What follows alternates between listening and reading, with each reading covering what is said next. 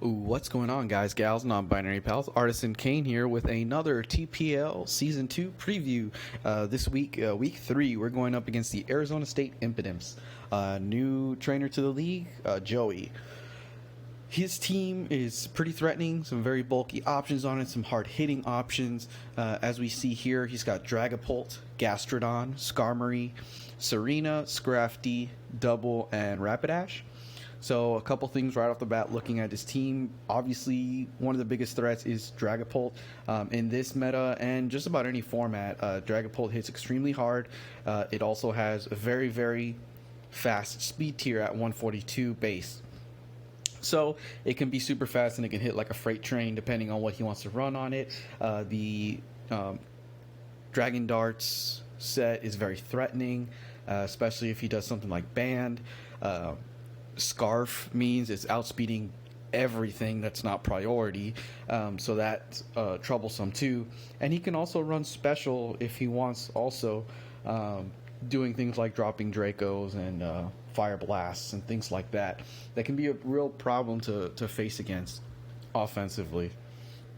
But on the defensive side, he's got a lot of bulky options also. So Skarmory, Double, Scrafty, these are mons that are very, very bulky. Gastrodon has a very high HP stat. It can be very physically bulky as well. Gastrodon also has the access to Storm Drain, which can make sure if we've got Dracovish choice locked into Fish's Rend, kind of forces a switch, that kind of thing. So it's some stuff to be aware of as we go into this matchup. Also, if we look at his team, it's very, very physical. All these mons want to hit us with the physical attacks. The only one that's kind of can be mixed is Dragapult, and then Gastrodon, generally special things like Earth Power, Scald. So because he has a very physical team, Intimidate support from Arcanine can be pretty interesting, helping force switches, helping cripple different mons that are trying to set up, things like that. So with that, we'll go into our actual team preview here. So first up, we've got Lawrence, a Tentacruel. We're running a bulky support set. We're running T-Spikes and Rapid Spin. T-Spikes is really good to do a lot of damage to his team. Obviously, Skarmory doesn't care about that, and Skarmory has access to Defog, so it's something to be aware of. We also have Spin on here because of that Skarmory also. Spikes setting up multiple layers can be a real annoyance, especially late game if there's a lot of switches going on. So we want to make sure that we can get rid of that stuff. It should be also noted that Serena has Rapid Spin, so it can perform as his hazard removal as well as the Skarmory.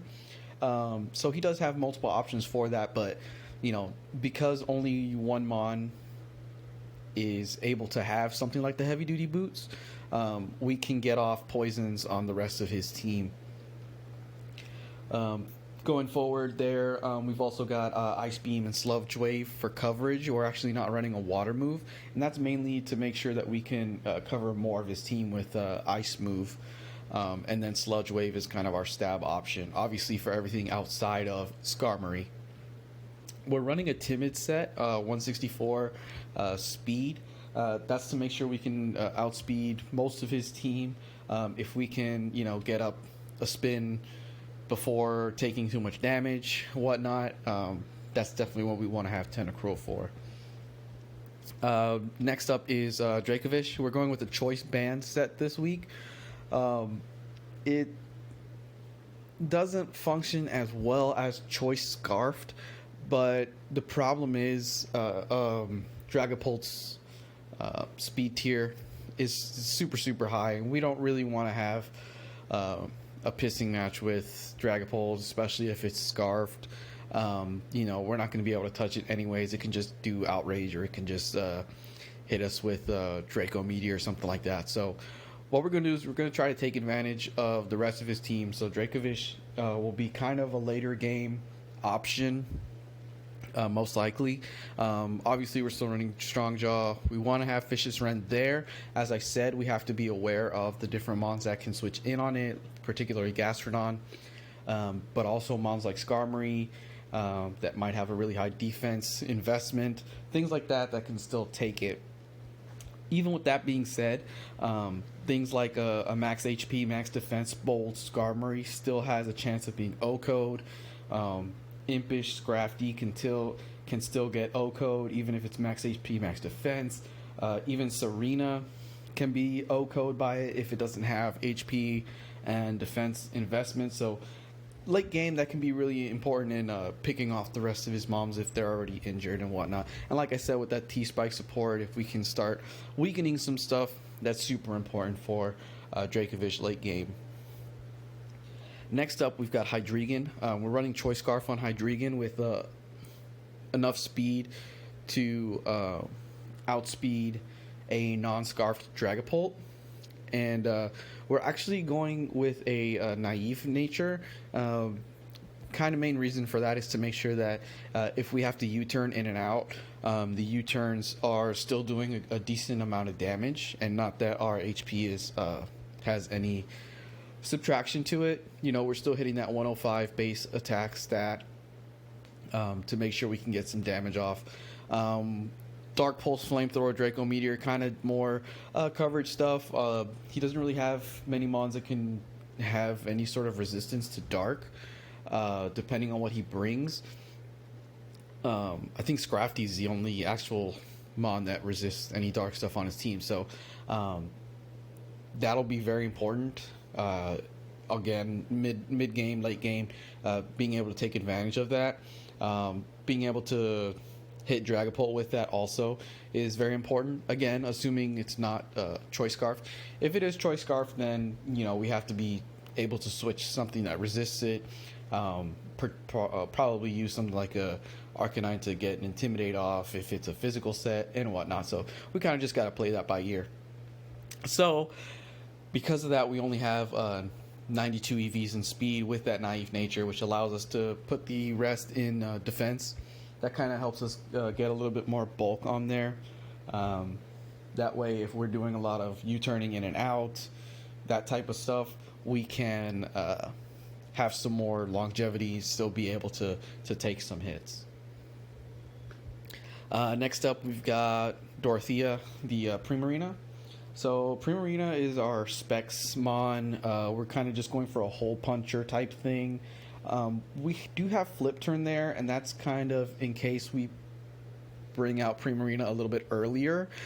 We can Flip Turn out and kind of give us a little bit more momentum for some more favorable matchups. But otherwise, we can just get off a lot of the Specs Moonblasts. Not much of his team appreciates that. Again, outside of like Rapidash, which the fire that'll resist it, or the Skarmory. The rest of his team isn't taking those Moonblasts very well. Even bulkier mons like Scrafty, because of that 4x weakness to Fairy, even if he has a bunch of Spadef investment, it's not going to be able to take those Moonblasts.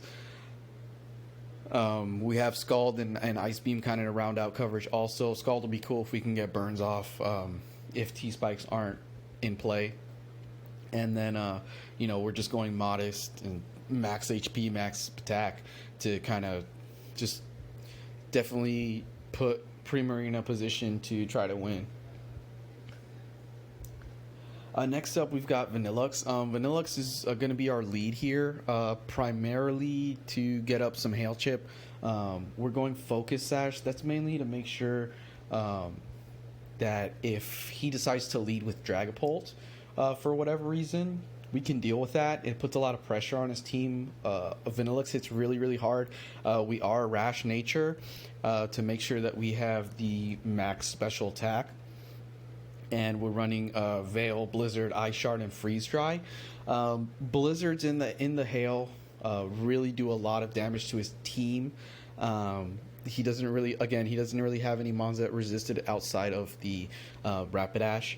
So even if he does bring in the Rapidash, we can get off a Blizzard before, as it's coming in and still doing some chip damage.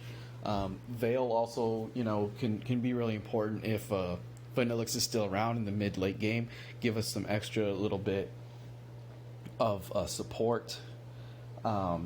So going back to the Focus Sash, that also allows us to live like a Specs or a Bandit hit from something like the Dragapult and be able to revenge kill it with the Blizzard Ice Shard type combo.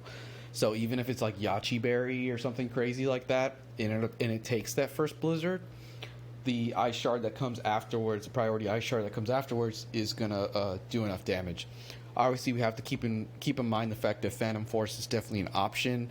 Phantom Forces could be very annoying, so we just kind of have to play around that and see what we want to do with something like that if he is a physical variant of the Dragapult.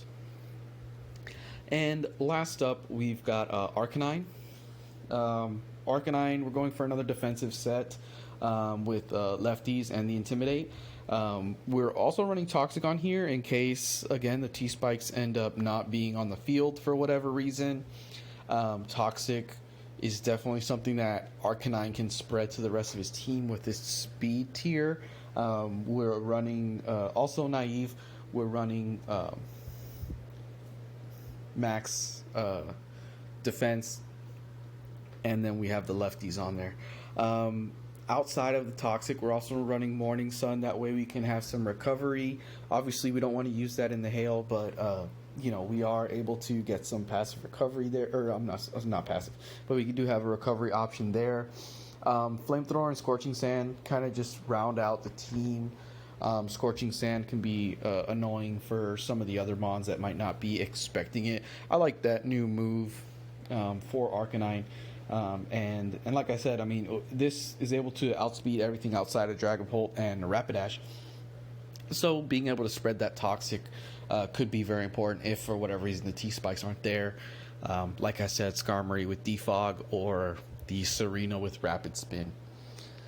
So with that, that's basically what we're bringing here.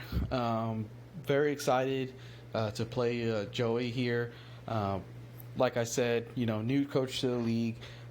He's got a really strong team. He formulated his team very, very well. So I'm excited for this matchup. So I'll have that here in a little bit. Thanks, guys.